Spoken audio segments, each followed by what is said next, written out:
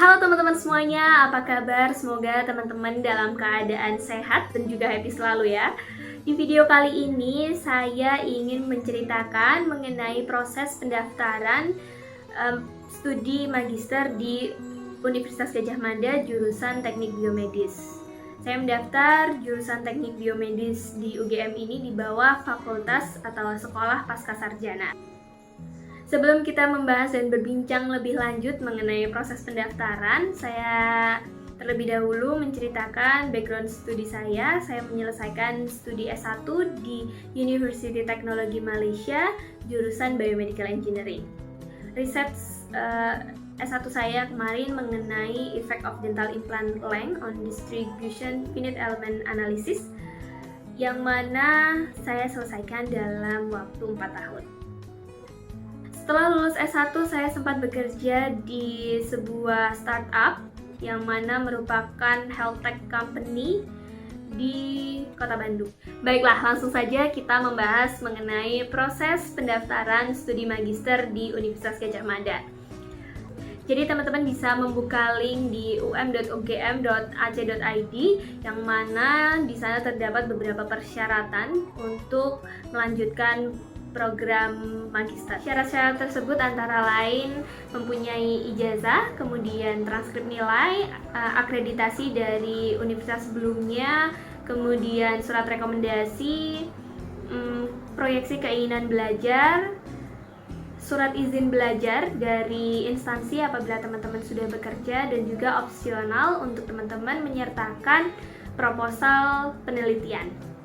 Selain dari syarat-syarat substansial yang sudah saya sebutkan tadi, ada 2 tes yang harus kita lakukan, yaitu tes potensi akademik dan juga tes English Proficiency.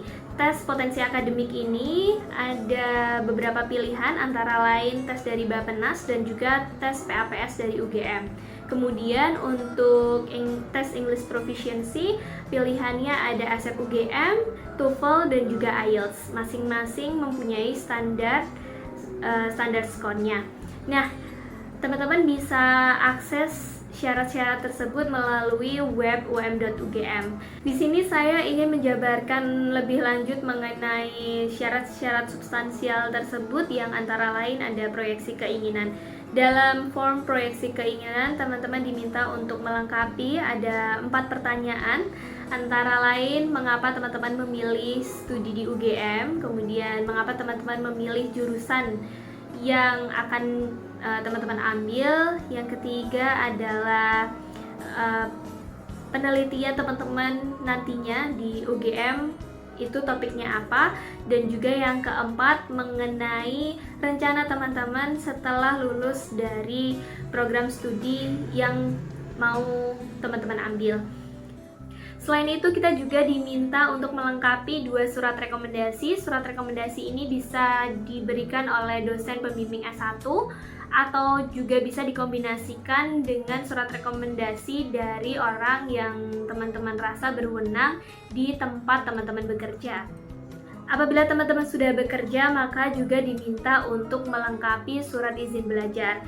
Selain itu juga ada syarat opsional yang bisa teman-teman lengkapi, yaitu mengenai proposal of study atau proposal penelitian apa yang akan teman-teman lakukan selama di UGM. Untuk saya pribadi, kemarin saya mensubmit juga proposal studi karena menurut saya itu akan lebih mendefine kita kira-kira apa yang akan kita lakukan saat studi S2 nantinya. Kan bahwa pengumuman selanjutnya adalah interview biasanya. Pengalaman saya interview dengan kepala program studi Biomedical Engineering atau Teknik Biomedis UGM, itu ada beberapa pertanyaan yang mungkin bisa teman-teman catat untuk persiapan interview di UGM nanti. Antara lain pertanyaannya, kita akan diminta untuk memperkenalkan diri, kemudian diminta juga untuk menyampaikan background kita, sebelumnya kuliah di mana, di jurusan apa, dan mengapa teman-teman memilih program studi di Universitas Gadjah Mada. Selain itu, kita juga akan ditanya mengenai skripsi kita. Skripsi di S1 kemarin membahas mengenai apa, kemudian korelasinya apa terhadap studi yang akan dilanjutkan di S2 apabila teman-teman menyertakan proposal of study. Apabila bidangnya berbeda, alasannya mengapa bidang tersebut berbeda. Dan juga akan ditanya apakah teman-teman bersedia untuk melakukan pembelajaran offline atau seperti apa nanti proses pembelajarannya. Apabila teman-teman mendaftar program studi S2 ini melalui program beasiswa, bagaimana proses beasiswa tersebut, apakah akan mengcover keseluruhan atau seperti apa. Apabila teman-teman mendaftar studi S2 ini melalui jalur reguler yang mana membayar dengan biaya kuliah sendiri, apakah akan ada kendala nantinya atau bagaimana cara menyelesaikan kendala-kendala apabila ada masalah keuangan seperti itu. Dan juga saat interview kita juga bisa menanyakan apa yang kita ingin tahu mengenai program studi dan juga kuliah di UGM ini kepada interviewer, karena interviewnya berjalan lancar, berjalan mengalir seperti ya ngobrol aja gitu. Interviewnya bersifat santai dan juga teman-teman gak usah khawatir ataupun gugup, karena apabila kita sudah mengisi syarat-syarat substansial tersebut, kita juga punya gambaran seperti itu.